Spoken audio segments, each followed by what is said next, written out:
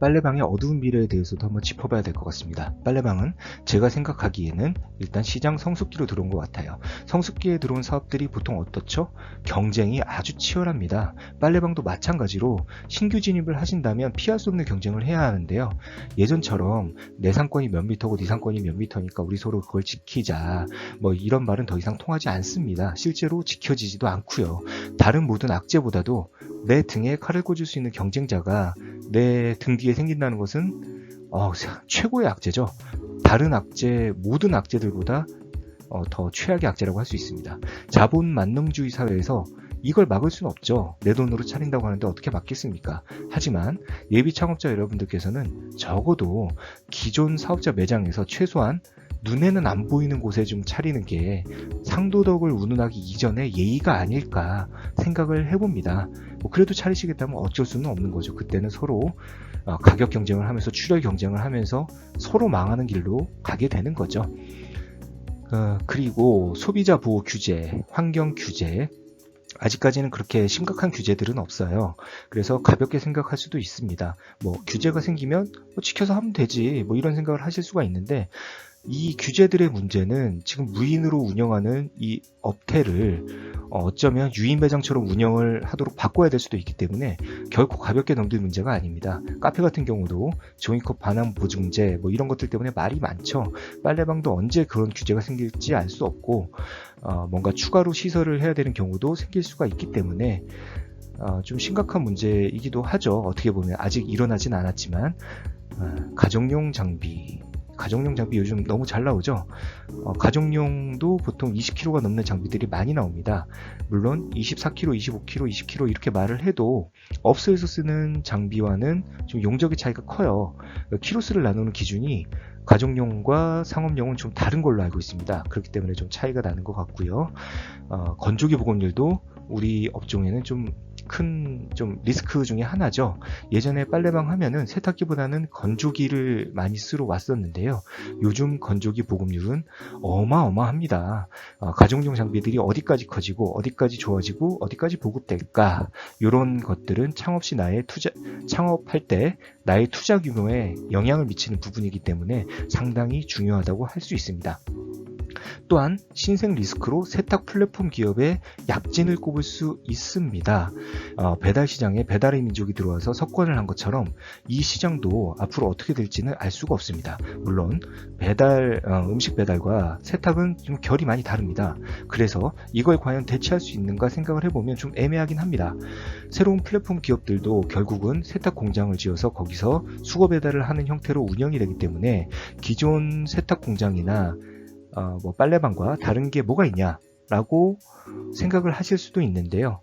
기존 시스템 앱을 하나 뿌렸다는 것 정도, 단순하게 생각하면 그 정도지만 이 플랫폼 기업들의 영업 전략들이 사실은 중요한 거죠. 사업 구조적인 접근보다는 플랫폼 기업들은 주로 스타트업으로 시작을 해서 엑시트 하기 전까지 시장을 파괴하는 방향으로 최선을 다할 것이기 때문에 항상 예의주시하셔야 할 것 같습니다. 자, 치솟는 물가, 요즘 아주 물가가 미쳤죠. 게다가 빨래방은 재료비가 들어가지 않는 대신에 변동비가 거의 공과금인데요. 전기값, 가스값, 수도값, 이거 말도 못하게 오르고 있습니다. 물가가 아주 미쳐 들어가고 있죠. 우리가 버는 돈은 그렇게 크게 차이가 안 나는데 물가는 우리의 사정을 봐주질 않습니다. 또한 빨래방은 한번 단가를 정해놓으면은 단가 인상에 대한 저항이 좀 높아요. 우리가 이제 돈을 그렇게 많이 받는 객단가가 높은 사업이 아니기 때문에 살짝만 올려도 사실은 손님들은 이거 왜 이렇게 비싸졌어? 이런 부담감을 느낄 수밖에 없을 것 같아요. 앞서 말씀드린 규제에 대해서 한번 말을 해보겠습니다. 가장 알기 쉬운 예를 들면 최근 빨래방을 이용해 보신 분들이면 아시겠지만 기존에 이렇게 하얀색 종이 형태의 바운스라고 부르는 드라이시트를 많이 판매를 했었습니다. 비닐봉투에 넣어서.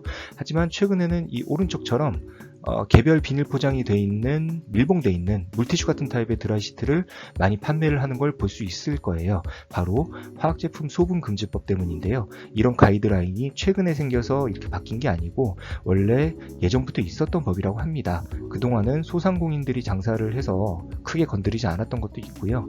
신고 들어오기 전까지는 뭔가를 하지 않는다고 해요. 그런데 요즘엔 무슨 일인지 아주 신고가 많이 들어오고 있다고 합니다. 그 불미스러운 일을 미연에 방지하고자 점주님들이 물티슈 타입 드라이시트로 미리 많이 바꾸는 선택을 한 것 같습니다. 저는 이 회사랑 아무 관련이 없기 때문에 상호를 다 가렸어요. 아직도 왁스 타입 드라이시트를 쓰시는 분들은 굉장히 많은데요.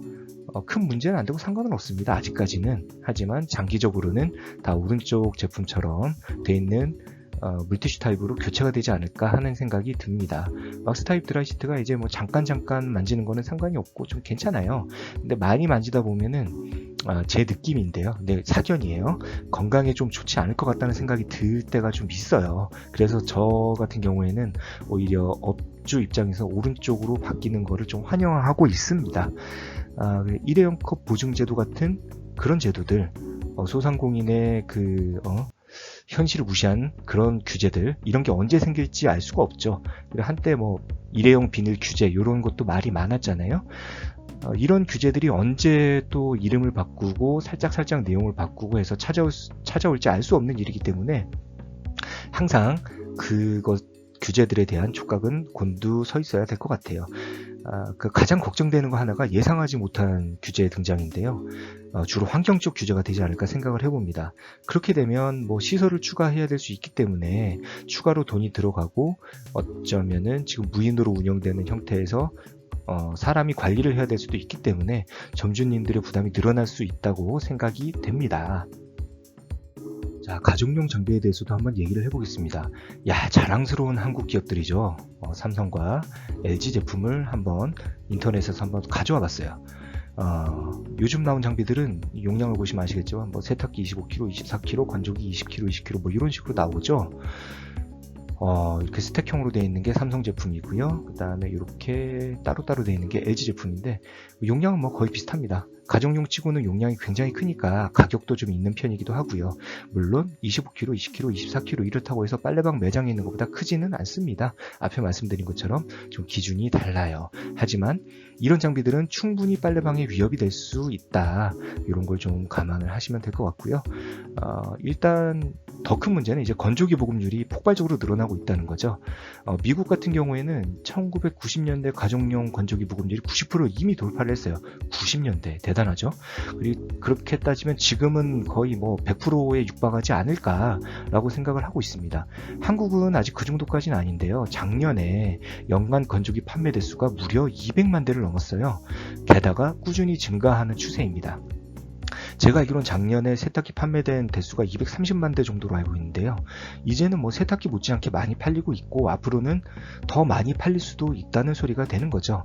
오죽했으면 신혼가전 3신기라고 불리는 것 중에 건조기, 식기세척기, 로봇 청소기 아니면 로봇 청소기를 빼고 음식물 처리기 이런 식으로 얘기가 되고 있기 때문에 이제는 필수가전으로 건조기가 자리매김하고 있다. 이런 내용들을 알 수가 있겠죠. 다만 하나 좀 긍정적인 얘기들은 거의 가정용 건조기 보급률이 100%에 육박하는 미국도 사실 런드리 사업이 아주 활성화가 돼 있죠. 강국입니다. 런드리 사업 최고 강국이고 장비들도 미국 장비들 정말 좋아요. 다만 1940년대 50년대부터 공동 세탁물을 공동 건조 시설에서 이용을 했던 그런 문화에 익숙해져 온 미국인들과는 한국은 좀 문화 차이가 있기 때문에 미국이 꼭 그렇게 런드리 시장이 잘 나간다고 한국도 그렇게 잘 나갈 것이다. 이런 생각은 좀 말씀드리기 어려운 부분이 있습니다.